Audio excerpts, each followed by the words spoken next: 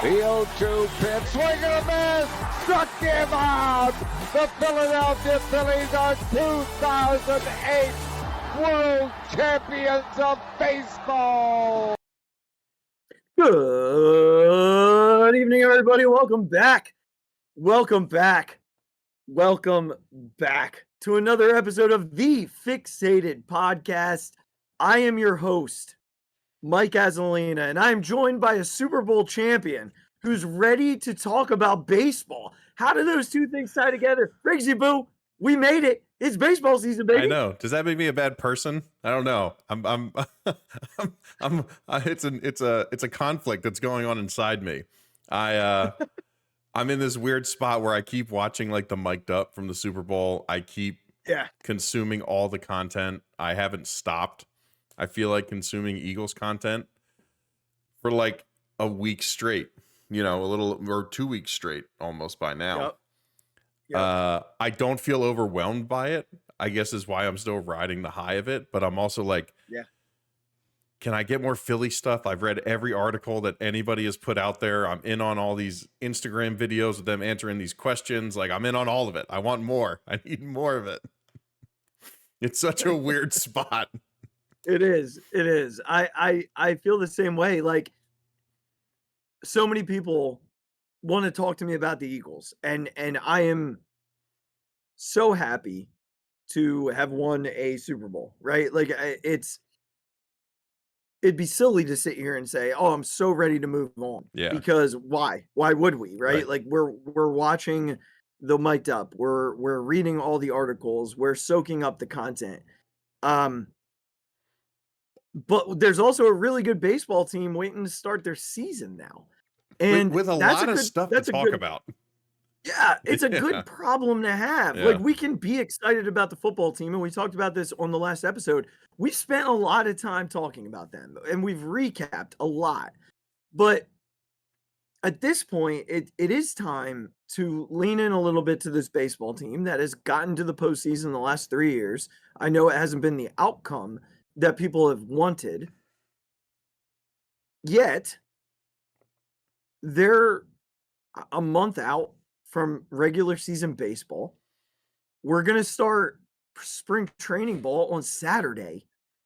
And they're sending 3 starters on the first road trip of the spring. Alec Boehm, Bryson Stott, and Max Kepler are all going to play the first spring training game.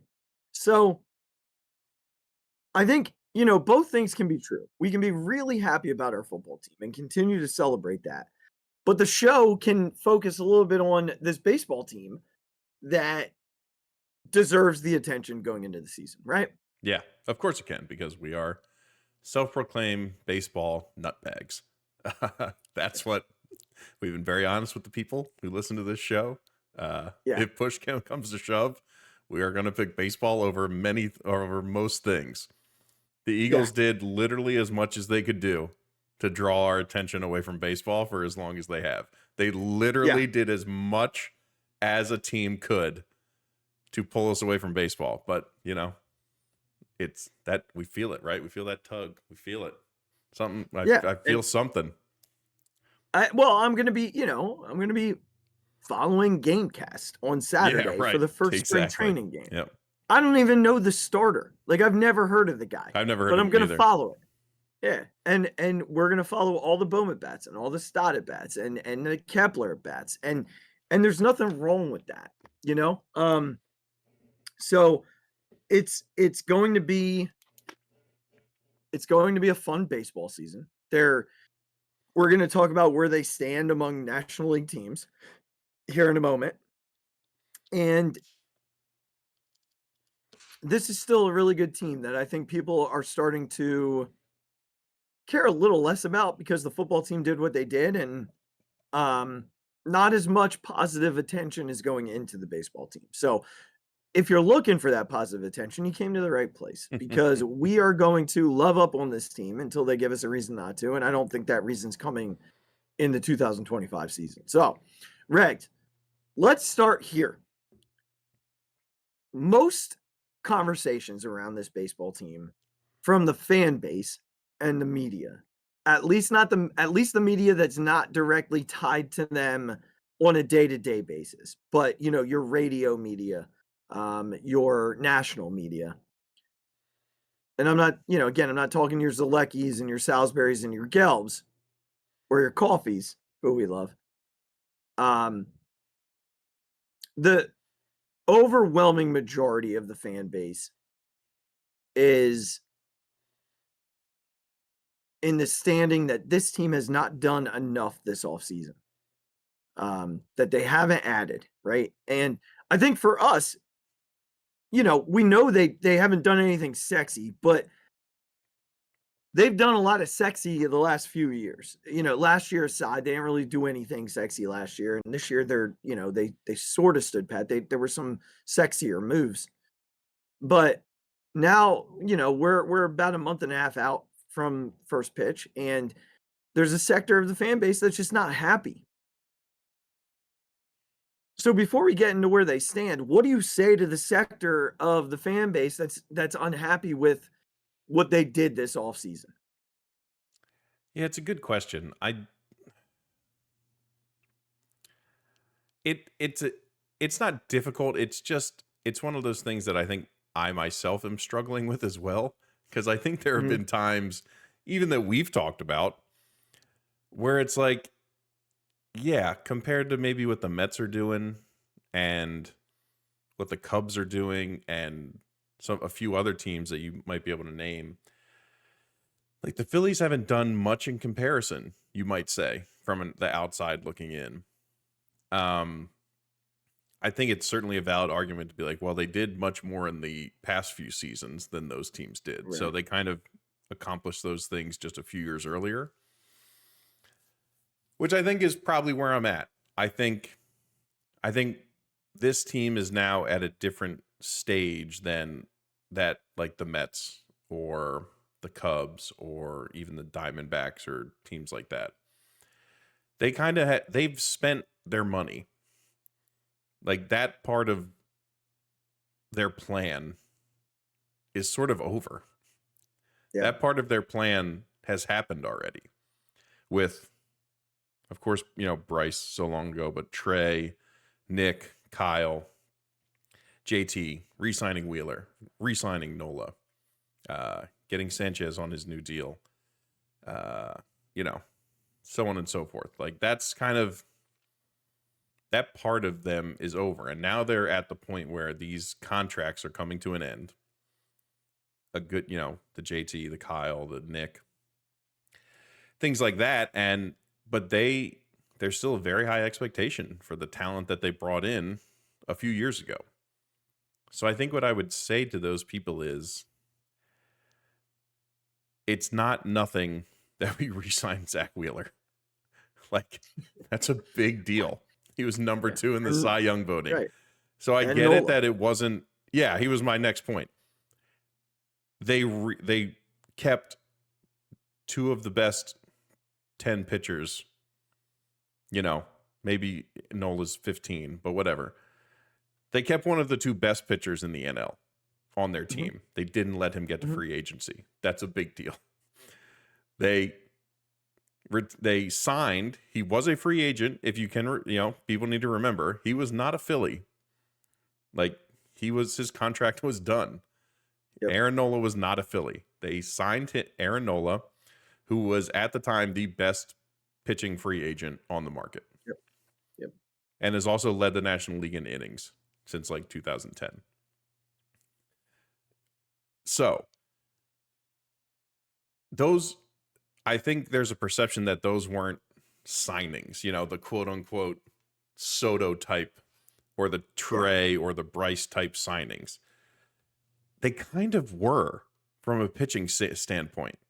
You know what I mean? Like look at Montgomery, Snell. Like look at like a couple of the Braves guys moved this offseason. I'm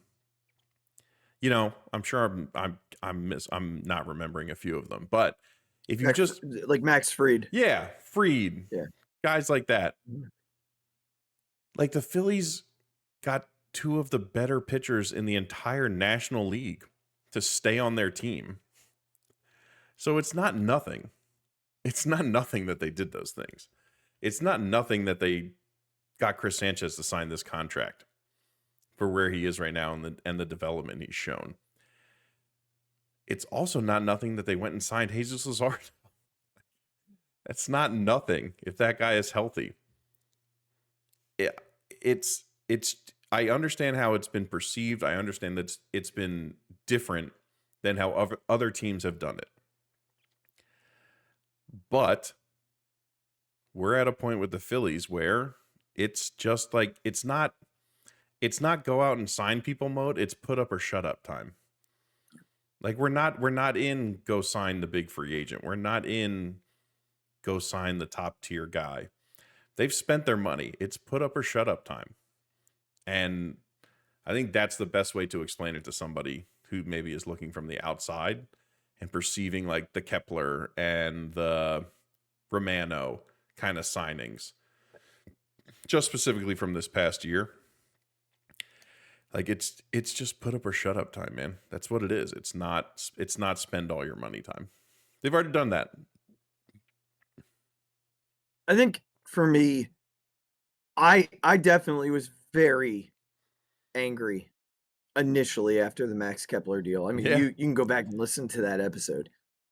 Cooler heads prevailed, and I as I typically do, I talk myself into whatever the Phillies positive.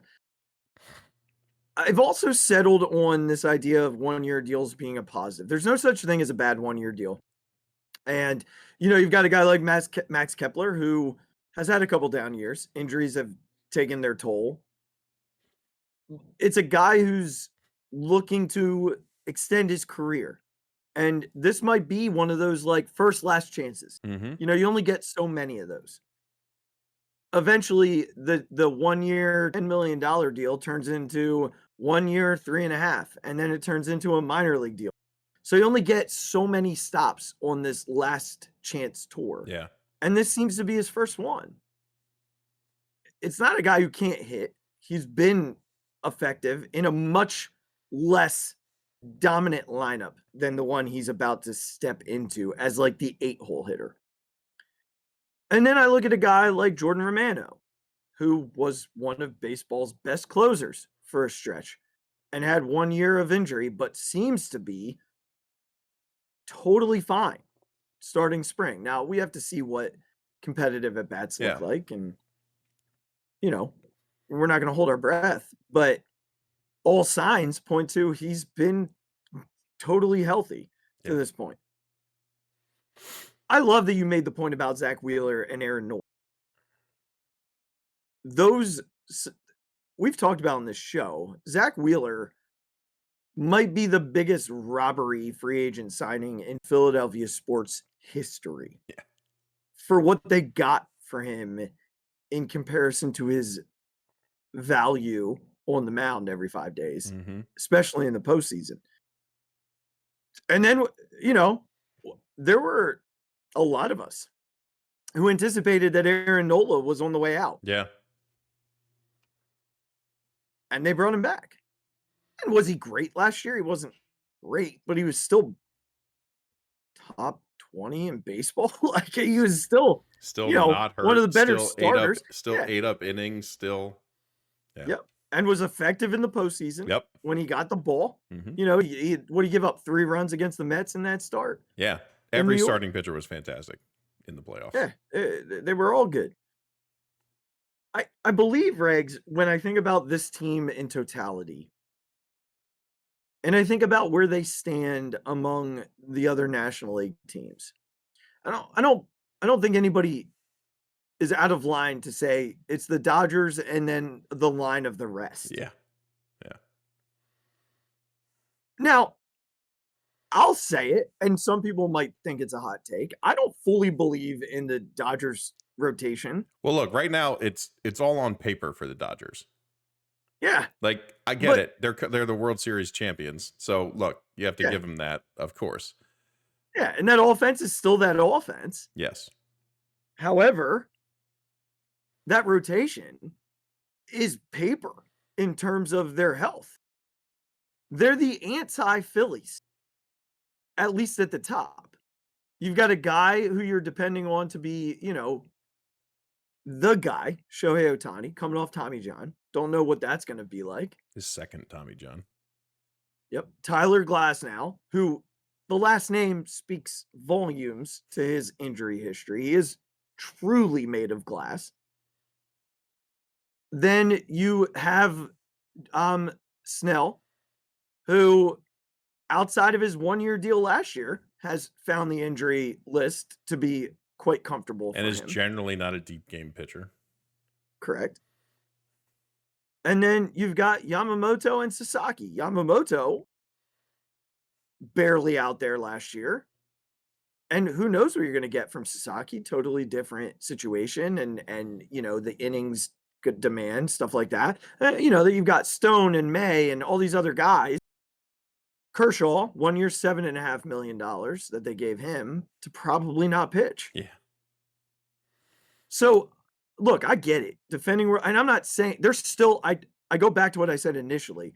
They're still the team to beat in the National League. I'm not here to argue that, but I do believe that the Phillies match up on paper, position by position, starting group, bullpen. I do believe the Phillies are right in that conversation, and not ahead, but not so far behind that I don't think it's possible that they win the National League. Right. So I guess the question becomes, it's the Dodgers and then everybody else. Where do the Phillies rank among everybody else, in your opinion? I'll give you mine afterward. Yeah. I'm curious to know where you see them among the Braves, Mets, Padres, Giants, Cubs, Brewers, that ilk. Yeah. I think it really comes down to if you're just I think I just want to boil it down to a top 5. So I think the 4 teams after the Dodgers, the Mets, the Braves, the Padres, the Phillies, I think would be the 4 teams. Mm-hmm. So if you're just talking about in that group of 4,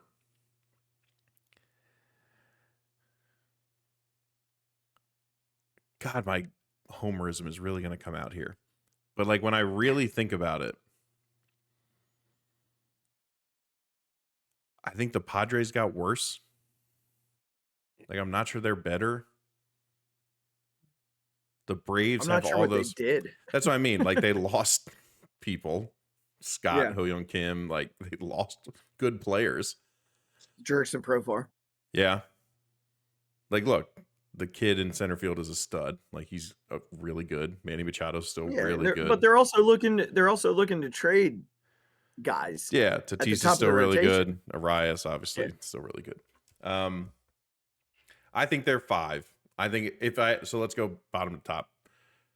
5 Padres, 4 Braves, just because I don't know what that team is going to look like with injuries.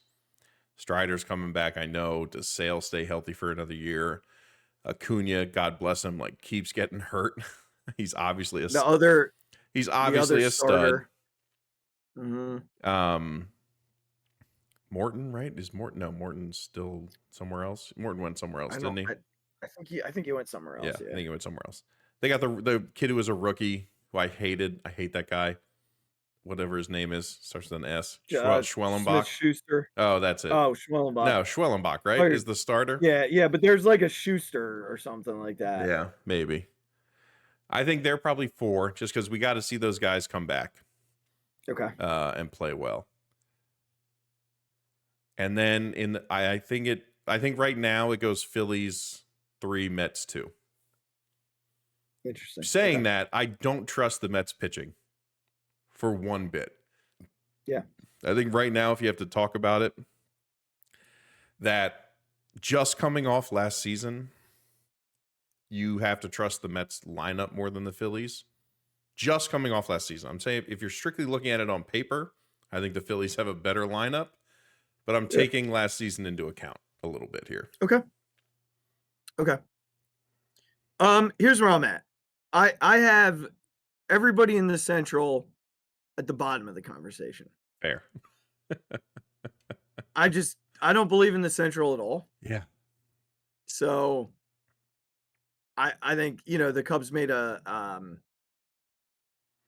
ghost move with Tucker, but it was just something to appease their fan base, Right. because Yeah, he's gone. not going to resign he's there. Gone. Yeah.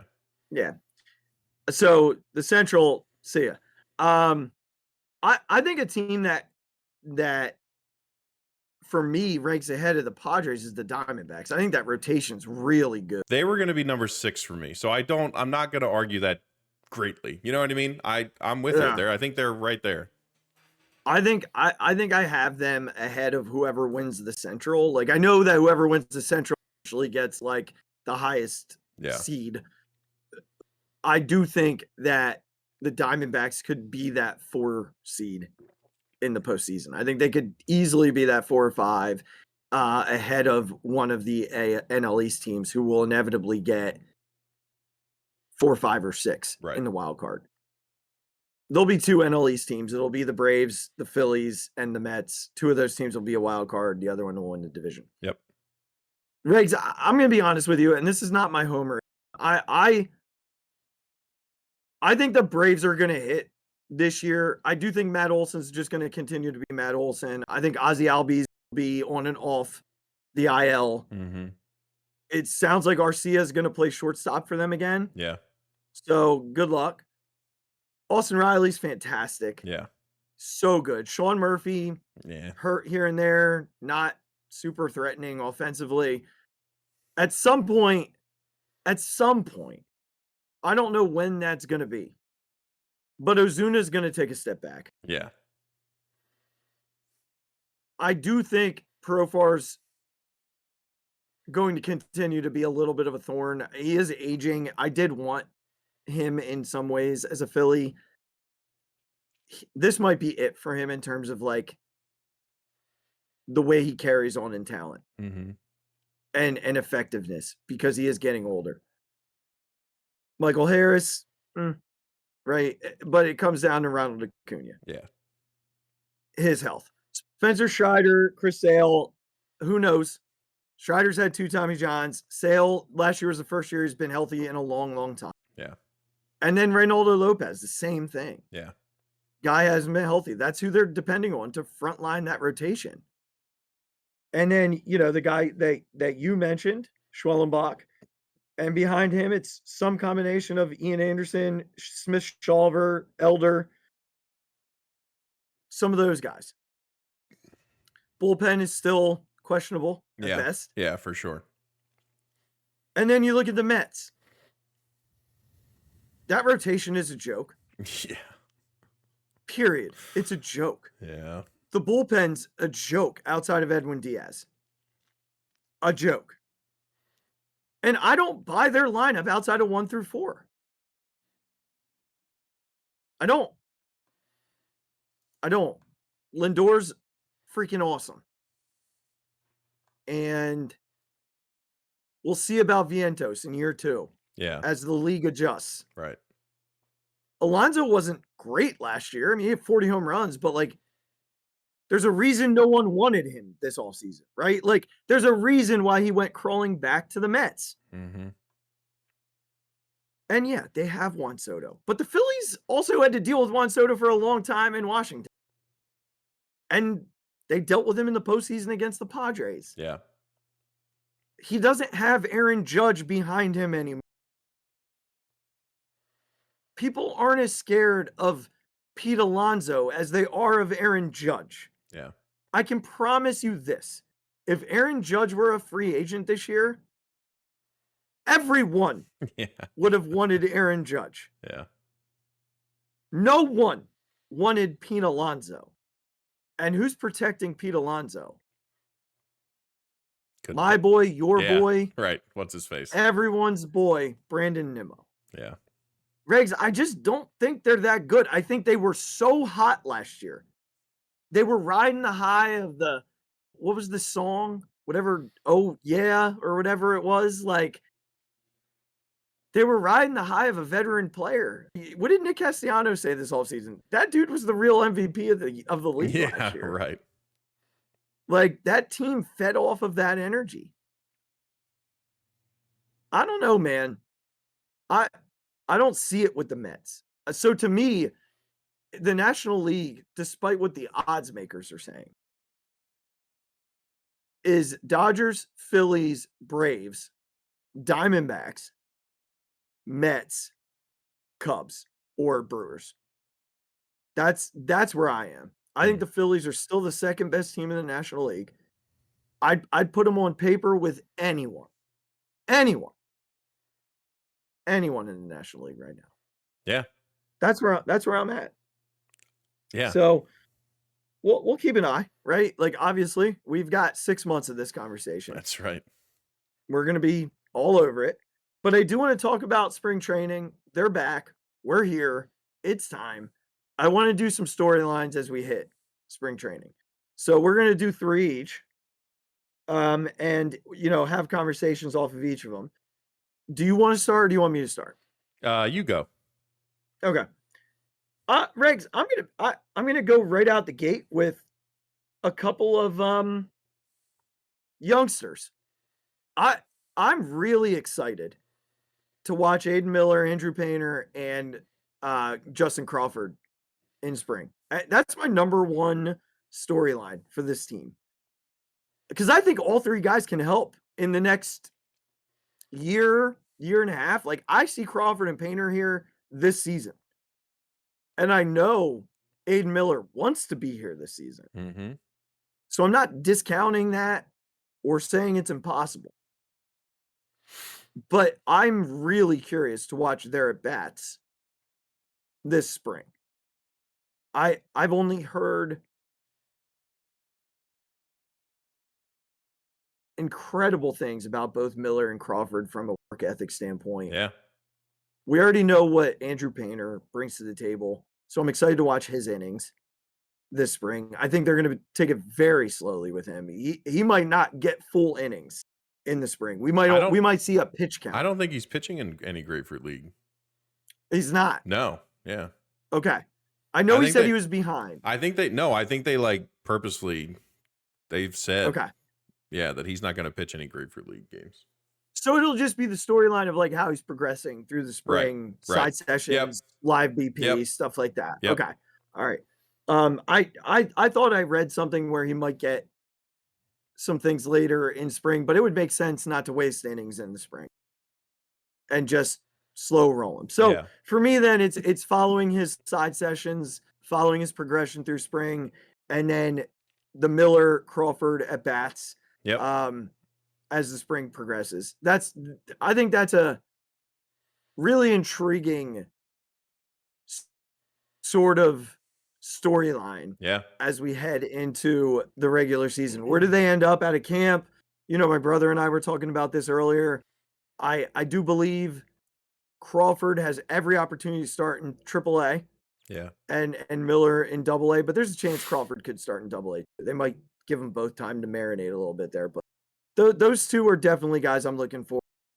Come Grapefruit moving along and the Andrew Painter progression through spring, live BPs, things like that. That's where I'm at with my first one. Just watching these young kids progress because they're a big part of the storyline this year and next. Yeah, that's a great one. My number one is it's a storyline that everyone's going to keep talking about. I'm not sure how much it's going to really resolve itself in the spring, but I think it's something I'm truly interested in to just see how it goes. It's Trey Turner at the top of this lineup. And it's not, I want to be clear. I'm more interested in not the fact that he'll be at the top of the lineup, but in the most recent, like, Gelb wrote a great article about a conversation he had with Kevin Long, and a lot of it was centered around Trey. And look, while he's been good for a few months at a time, he has not been the Trey Turner we wanted to sign for $300 million. Like, granted, he hurt his hamstring. I get it. There's been injuries, things like that. But this is not that guy who just took a hit any way he could get it. And then just became not a menace on the base paths, but a guy you always had to be worried about, first to third, stuff like that. He's been pull happy. He's not laying off off speed pitches. He's basically seen no fastballs because guys just won't throw it to him. Mm-hmm. But his mindset and what he's willing to do to make this team better, even if he's not at the top of the lineup, I think is a huge storyline going into this season. Like, what's Trey willing to do to change his habits to make this team reach that next level? Because I think if they are going to, he has to. He has to be the second best player on this team. He has to be. Yes. And he has to be that player in this spot. They can't, one of the conversations that Topper continued to go back to in the offseason was, we have to look at this lineup a different way. And because they're so lefty heavy, he's got to hit leadoff. Right. And I think some of the thought behind that, Regz, is maybe hitting leadoff will change the approach a little bit. Mm-hmm. Maybe it will make him a little more patient. I've heard a lot of conversation about if Trey just cuts out the outer half of the plate, he's not going to be an easy out because teams aren't throwing him fastball. They stopped. You said it. They stopped throwing him fastball in the postseason. If he decides that he's not going to worry about the outer third, then he's going to be fine because no one's throwing him a fastball out there. Right. He's going to walk a ton, and then they're going to have to throw him fastballs because sitting behind him is Bryce Harper. Right. He just needs to understand that his job is to get on base 40% of the time so that Bryce Harper comes to the plate with someone on base. Yeah. Kevin Long he had a great quote in the Gelb article was, if you can lay off those pitches, they're going to eventually try to beat you inside. And that's when you win. That's when Trey Turner has won the at-bat because he's good enough to turn on that stuff. But you have to show the ability to not swing at that crap on the outside. Yeah. And he just hasn't been willing to do it.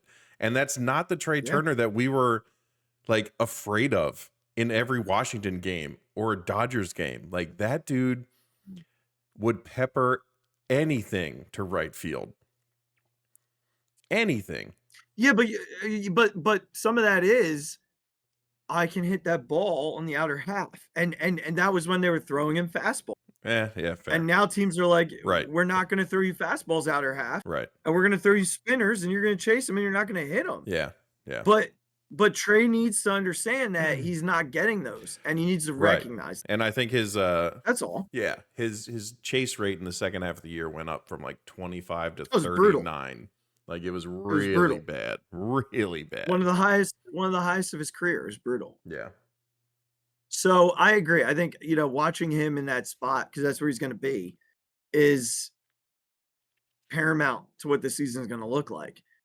I need him on base for Bryce. I need it. And when he gets on base, I need him not to worry about not stealing. We need 40 bag Trey. Yeah, right. Plain and simple. Yep. All right. I'll give you my second. I'm cheating a little here. Okay. It's the daycare. Right. And I'm almost done calling them that. Yeah. I'm gonna call them elementary school soon because they're all they've graduated. Yeah, they've graduated. Yeah, it's time to graduate and mature up a little bit here. I don't know that I don't say I don't worry about, but I'm not as concerned with Marsh's production as the other two. I think Marsh is going to be hitting 9th this year. Yeah. I still think that Marsh can grow. We see signs of it with Brandon Marsh constantly. Mm-hmm. He's actually the second best player on the team in terms of chase rate. He doesn't chase balls out of the zone. He He just swings misses and them, misses right? pitches in the zone. Yeah. He'll take and get full constantly, but he won't make contact. So that's the thing I want to see him fix. More contact in the zone, more driving the ball to left field. When he does that, he's such a tough out. Yeah. Such a tough out. And he's There's really so powerful. much power. He's really powerful Yup. that way too. Yep. With Alec Boehm, it's all right, man. Man up. Yeah. Like, man up. You know, I don't want to see the whining and the crying and the throwing things and the slamming things and there's a time and a place for it. You can get upset here and there. But the time's come. You're almost 29. It's time to mature and play the game. You know, he's got so much talent. Like, there's so much ability. We've seen the improvements defensively. We know what he's capable of offensively. He's going to hit third in this lineup. Right. He's going to hit behind Bryce and in front of Schwarber. So he's going to get pitches. It's really about, you know, can he be a guy who's not up there flailing away and swinging at bad pitches? Yeah.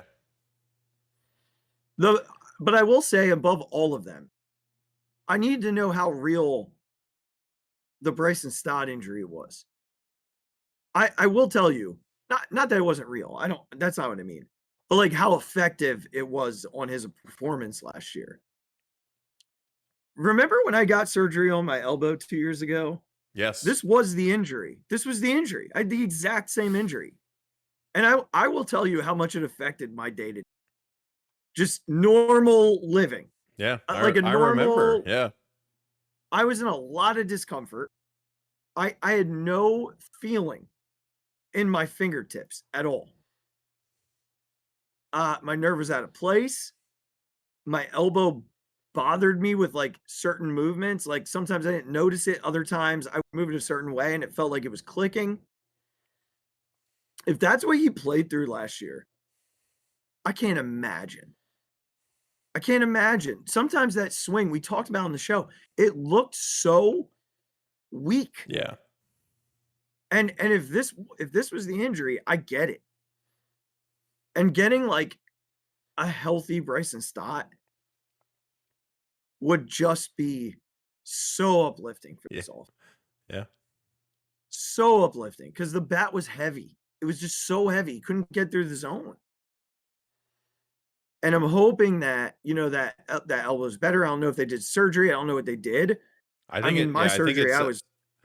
it said that his in particular was like just a month of rest. Like that's kind of what it needed. Okay. And with the Trey injury and the JT injury, it was like, I guess they just decided as a collective, like, or he decided, like, I'm not sitting down. I'm not taking a month off.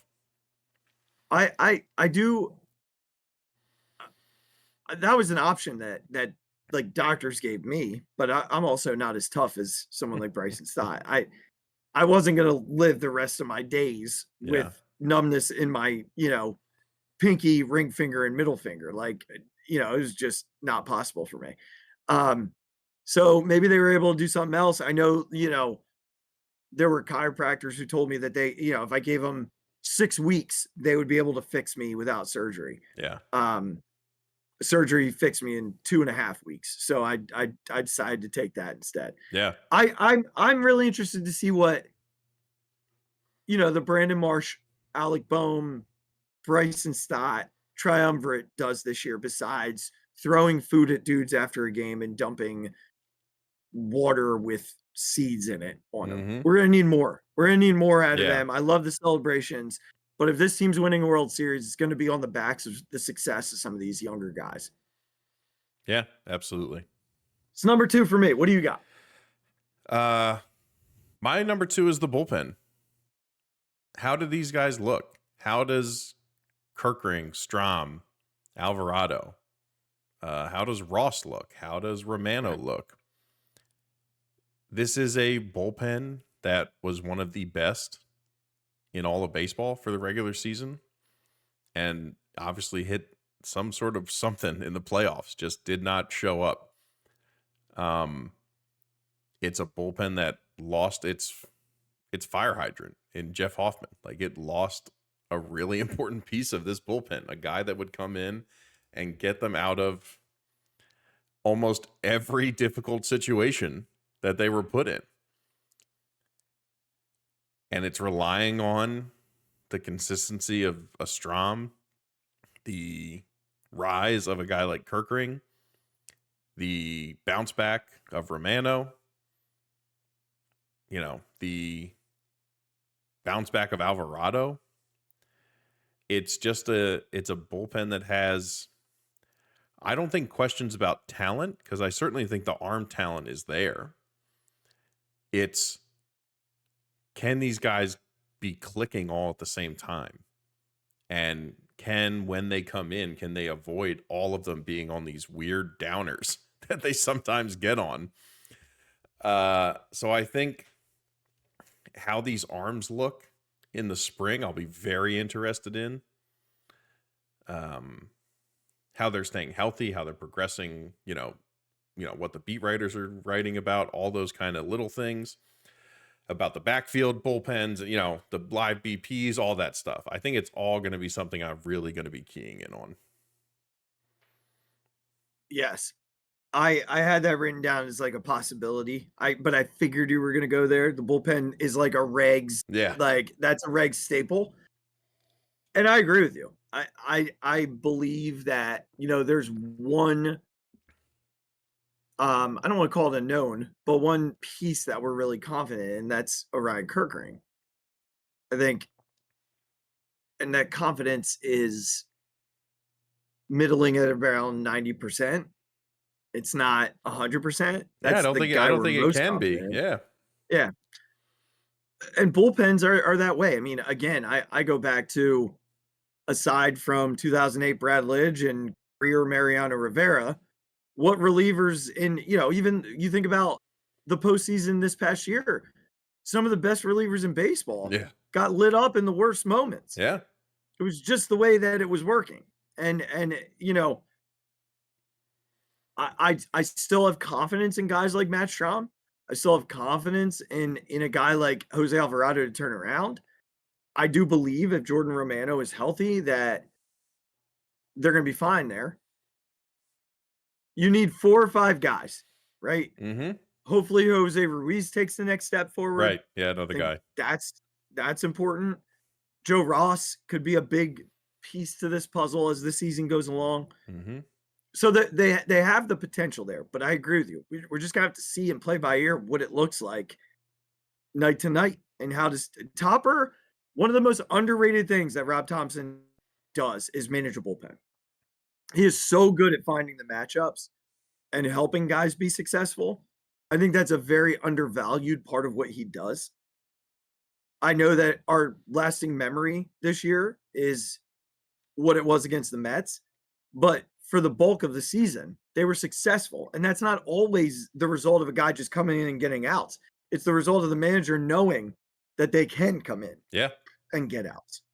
So he and Caleb Cotham are really good at that. And I'll that's another thing to consider. But this bullpen definitely gives me let's wait and see vibes, which I know is what you're looking for. All right, my last one. It's not really about this year, which is funny, but I'm keeping an eye on these contracts. I'm really curious to see what the Phillies and the front office do with Kyle Schwarber and JT Realmuto, both of whom have been very vocal that they and their camps want to come back. Mm-hmm. And they are open to having these conversations during the spring. My guess is that Kyle Schwarber would be open past the spring. Yeah. While JT Realmuto, if they get past the spring, is not going to be open. That's just pure speculation based on their personalities and the way they approach things. Mm-hmm. But I want both back. I think both would come back. I think, both have been clear they want to be back. when you look at what they need more, it's probably JT. They don't have a catcher close, and there's not a whole lot floating out there right now in terms of what could come and replace him. Right. I do think you could get JT for relatively cheap, a 1 year with a second year option. He's 35, so he's not going to be a $20 million catcher at this point. Right. They're talking about using him at different positions this year. In the same, almost talking out both sides of my mouth, I can see the value in getting Schwarber back. Leader in the clubhouse, power bat that you need in the middle of the order that you don't have otherwise. I'd love to get both done at a fair value that still allows you to go and spend in the offseason. I don't think you're going to look to extend a Nick Castellanos after next year. So, you'll have that 20 million rolling off your back anyway. But I am really curious. I think one definitely gets done. Yeah. I'd prefer both. Yeah. Kyle's not even 32. Yeah. I think the Kyle thing is most likely to get done. Okay. The JT thing, I think the biggest point you made is that unfortunately right now there's not a lot of great options. And unless Marchand like really steps it up and proves he can be healthy, but like even then you're like it's a big year for JT to kind of prove that he can still do this. I think offensively. I think defensively, we've seen that he keeps himself in good enough shape that the pop times aren't really changing. He still has the ability to throw guys out. He manages the pitching staff well, and they seem to trust him. It's the offensive side. And again, who knows what happens halfway through the year. Somebody becomes available who maybe wouldn't necessarily be available, or, they work out some sort of trade. But you really are in a weird position with catchers because you don't want to pay JT a lot of money. You just can't. You can't pay him a lot of money. And at the same time, his camp knows that the Phillies have nothing behind him. Right. And also, there's the idea of, oh, well, he was hurt last year. Yeah, he got hurt running the bases. He didn't get hurt because of wear and tear. Right. He slipped in the rain and busted his knee. It wasn't, the wear and tear of up and down. That could happen to any. It happened to Trey. Yeah. It happened to Trey. He slipped and his hamstring went. JT went to leg out first to third and his knee got caught up, and that was, he tried to play through it. Right. It's a tough situation. And look, they could just say, we're not going to do it, and we're going to try and work out a trade in the offseason because that's what we did when we brought you in anyway. Right. They went into that year with Jorge Alfaro and went into the, regular season with JT Realmuto. I again, just, before we go to your third, one of those two have to be back. Yeah. I prefer both. Schwarb's on a 2-year deal with a 3rd-year option, and JT on a 1-year deal with a 2nd-year option. That's my preference. Yeah. Whether or not they can get something like that done remains to be seen, but it is quite the storyline to pay attention to in the spring for sure. Yeah, absolutely. What's your third? My third is I'm going back to pitching. Can this starting lineup live up to all the expectations we have? I think they are the group that you look at on this team and they are clearly an elite unit. But you've got a guy in Ranger who tends to get hurt. Luzardo, who for all he's very good at, is coming off an injury. You have to keep him healthy. Nola and Wheeler, despite their durability over the past few seasons, they've pitched a lot of innings. So you have to manage them appropriately. Sanchez, I think, is one of the ones where you're like, all right, we should be pretty good. He's at a good age. He keeps himself in good shape. He, clearly cares. Yeah, thank you. Clearly, cares about his body and putting it in good shape to go out and throw innings. So I think we all believe in this staff wholeheartedly, and they've certainly proven to us that they can do it and be elite and be called upon in any situation and pitch well. Can they all continue to be effective, and can they all stay healthy? And I think it'll just be, I won't watch it because I'm concerned. I'll be watching it to be like, can they stay as effective as they have been? Can they stay as a top unit? And then the second part is, please God, stay healthy. Just please God, stay healthy for another season. I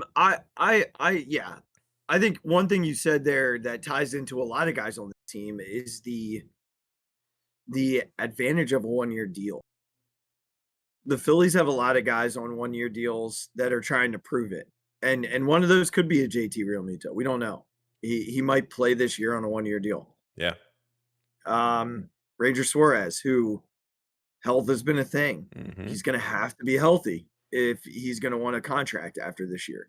When he's healthy, he's one of the best pitchers in baseball. It's not really a conversation. Yeah. He is. He showed it last year. I said about Max Kepler, and this type of 1-year deal later turns into a 1-year deal with less money, and then turns into a minor league deal if you can't function. Schwartz, 1-year deal as of now, right? Romano, 1-year deal. Jose Alvarado, 1-year deal. Like all these guys right now are basically playing on 1-year deals. And I said it earlier, no such thing as a bad 1-year deal.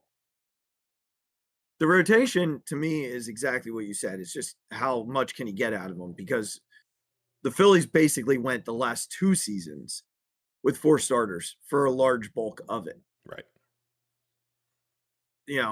Missing Ranger for stretches,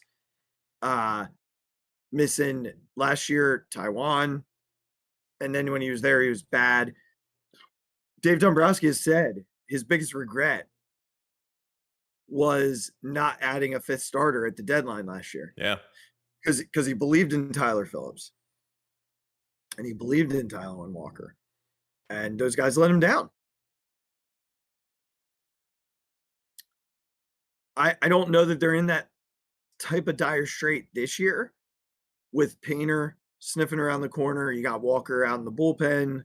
You're going to have Joe Ross in the bullpen.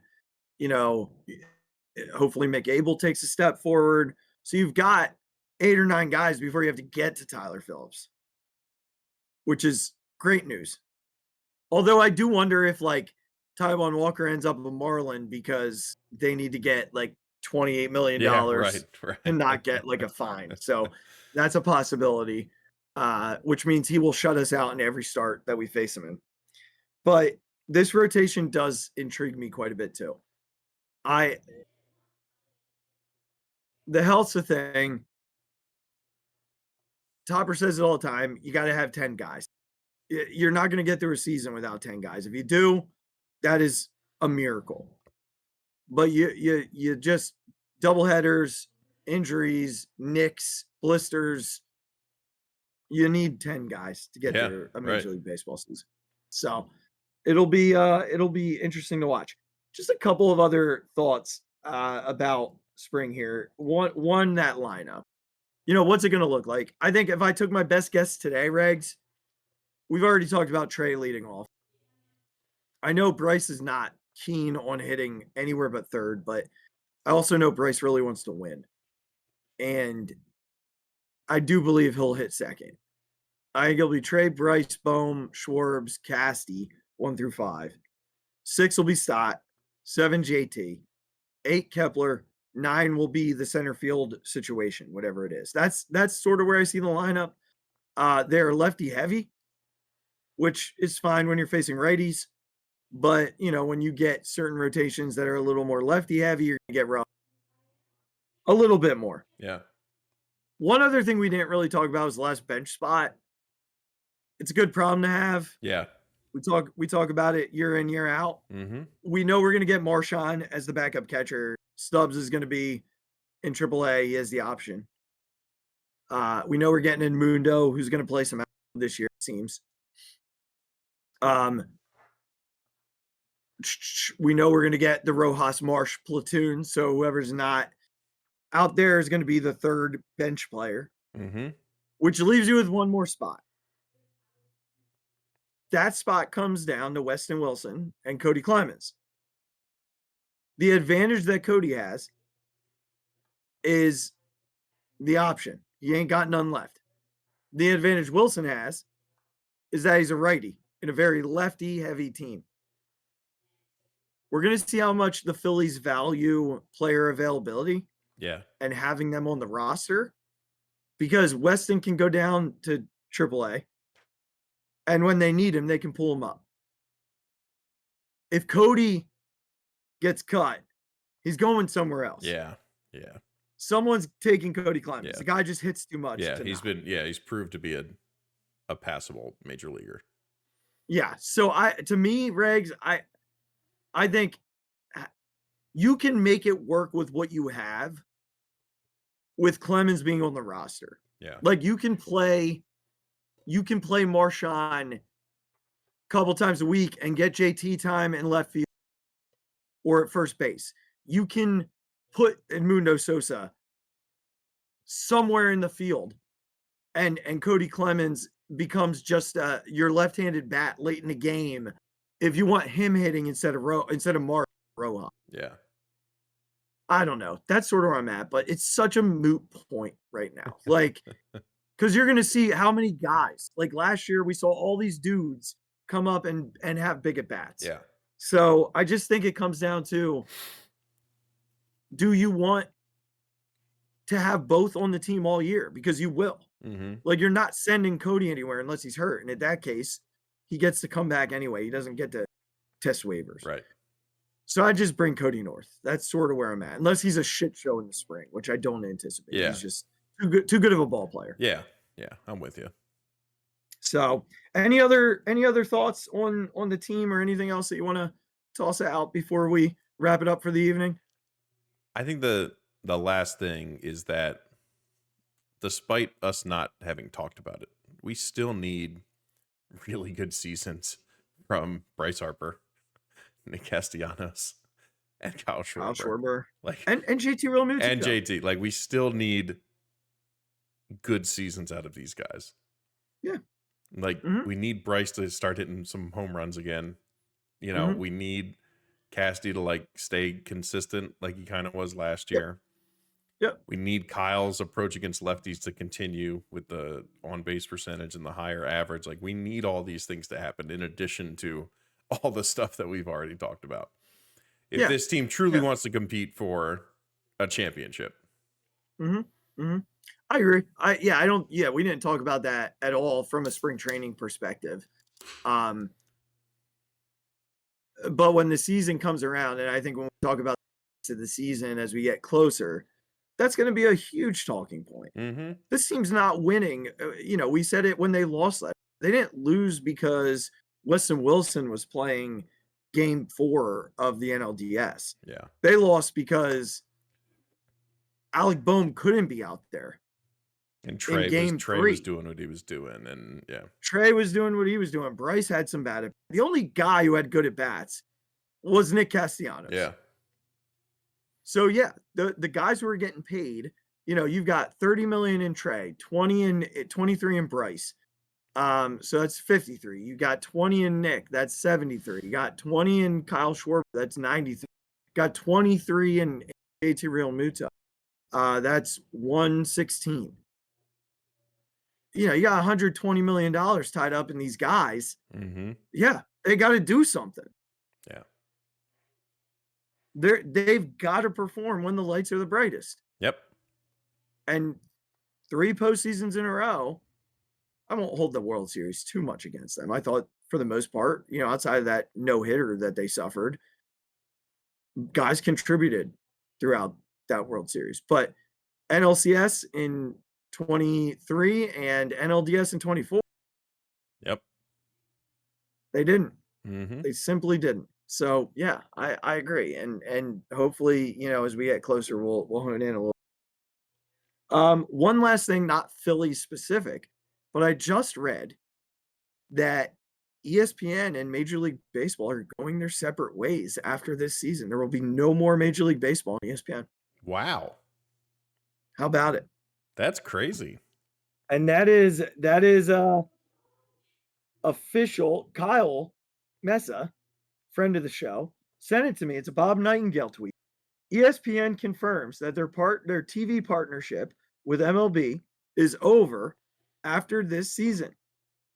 Their announcement: we are grateful for our long-standing relationship with Major League Baseball and proud of how ESPN's coverage super serves fans. Disagree, but okay. In making this decision, we applied the same discipline and fiscal responsibility that has built ESPN's industry-leading live events portfolio as we continue to grow our audience across linear, digital, and social platforms. As we have been throughout the process, we remain open to exploring new ways to serve MLB fans across our platforms behind 2025. So, which streamer gets Sunday Night Baseball? Probably Netflix. You think? Or maybe They does don't have Apple gobble it up? Apple might, but Friday Apple nights. has Friday I night. know, but I mean, do they double up? Like, do you double up and Maybe. It's possible. I think they might stick with the Friday. Roku's getting You some got exclusive spring training games, right? Roku And gets like those Sunday afternoon Yep. games a Mhm. lot, or they turn them into morning games. Yep. Netflix is the only. Does Prime do baseball at all? Prime does Thursday night football. Yep. And they But got a Netflix playoff doesn't game or have. two. Netflix hasn't done any baseball. Netflix did football. So I wonder. Netflix did football this year. I do wonder if they dabble. They don't have a baseball platform. I'm trying to think. The only other like true cable networks would be TNT, right? Or TBS. Right? Well, Turner. TNT and they're giving up basketball. Right. But that's what I mean. So, do they then take over maybe Sunday night as like again another just sort of mainstream cable channel? Because they do Saturday night. And they do playoffs. Or Fox does Saturday night. They do Saturday afternoon, I think. Yeah. TNT. And they always have playoff series. And they always have playoffs. So, yeah, we'll see what happens after this season. But you can't not have a Sunday night baseball game. Also, how does baseball's still one of the 4 major sports? How do you get out of? You're called you're the sports network. Like, how do you get out of baseball? Well, so they do Monday Night Football. Yeah. They broadcast a lot of basketball. Mm-hmm. I don't really know when they have hockey on, but they do have hockey still. I know they do. I just don't know if they have a night dedicated. I'm not sure either. But I will say, I've not been a fan of Sunday Night Baseball since Joe Morgan was on. Yeah. It's not been good. It hasn't. Yeah. For all, Ravitch and what's his name? What is it? Eduardo Perez or something? Is that his name? Well, it's been A-Rod. Well, yeah, A-Rod's garbage. I mean, it's been bad, Regz. Yeah. I am ready. I am ready for. I don't know who it'll be or ESPN has Joe Buck now. Put fucking Joe Buck back in baseball. Well, Joe Buck is doing a baseball game. Heard that. He's doing a Sunday night baseball game. He's doing the Yankees. Put that guy back in baseball. I would love it. I would love it so much. I would love every minute of that. But I don't think he wants to. I thought he loves baseball. Well, I think he did. I think he kind of got through it, and now he's older, and I think football, that's all he needs to do. Yeah, that's true. That's all he needs to do, for sure. I mean, think about that. How many Sundays of baseball is that? Yeah. It's 6 months, 24 Sundays. Yeah. I don't know that Joe Buck's really down for 24 Sundays. That's fair. You need what you need is you need a fresh face to do Sunday night baseball. You need someone young, someone who can, go in there and really kind of put their flag in the ground for this is the new wave of broadcasting for baseball. I'm not even sure who that would be. It's probably someone we don't know about yet. Yeah. They'll put a player on there with them who will suck. Right. And drag them down like they always do. Unless it's Jeff Rancourt, who I love. But yeah, interesting news to talk about at the end of the show. Yeah, we'll have to keep an eye on, if there are places that make bids and make pushes for what comes next. So, all right. Well, hey, good show, buddy. Likewise, man. I love talking baseball. God, I love it so much. Yeah, we went all this time and didn't even talk about Kevin Patullo being the new offensive for another day. We told ourselves we were going to stick to it tonight. Next week. That's right. We will do both. We will get back in. We will have that conversation about Kevin Patullo. I will just give you this little string, this little piece of cheese to follow, all you mice friends of ours. I am not typically a fan of the internal move. Tune in next week to see if I am a fan of this internal move. From a Phixated standpoint, I'm just excited baseball's back and we get to talk about it every Thursday for the next 6 months, 7 months. Exciting. Can't wait. First game on Saturday, not televised, but baseball is starting. It's back. The next one is Sunday, right? Sunday they have another one, and then it will be televised, right? Is Sunday televised? I thought so. I think I saw someone saying Tom will be doing it. I'm pretty sure Sunday is the home opener, and they'll be doing it. Yeah. Most of the home games are televised this spring. Yeah. So. All right, cool. Then, we'll have something to watch. Can't wait. To hang on to. So excited. Can't wait. Love that for us. But you have a Super Bowl champion and you have a competitive baseball team who will keep the summer interesting and entertaining. We'll be along for the ride. So we look forward to doing that with you. Buckle up. Baseball's back. It's going to be an enjoyable 2025 season. Love it. I love it. Until we talk to you again next week, make sure you click subscribe if you're watching on YouTube. Go to wherever you get your podcasts. Follow, rate, do the thing. Jump on to Twitter at the Phixated Pod, at the Mic Drop 5, at Big Regz with a Z. Love all of it. And then go ahead to Facebook at the Phixated fan page and TikTok at the Phixated Pod. Go ahead on to the show description for our merch. We gotta get some Super Bowl stuff. We gotta figure out something like that. We gotta do something like that. Got it. We do. We gotta come up with a t-shirt. We gotta get some new. I got some new stuff. We gotta take a look at that. All right, it's February. We'll take a look at it. We'll take a look. Put it on the 2025 goals. We got it. That's right. That's right. That's the website. All right, guys. We love you. We appreciate you. We're gonna end the show with a couple of things. Be kind to yourself. Be kind to one another.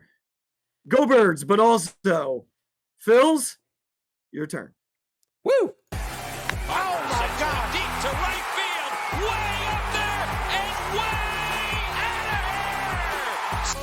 The Philadelphia Eagles are Super Bowl champions. Eagles fans everywhere, this is for you. The 0-2 pitch, swing and a miss, struck him out. The Philadelphia Phillies are 2008 World Champions of Baseball.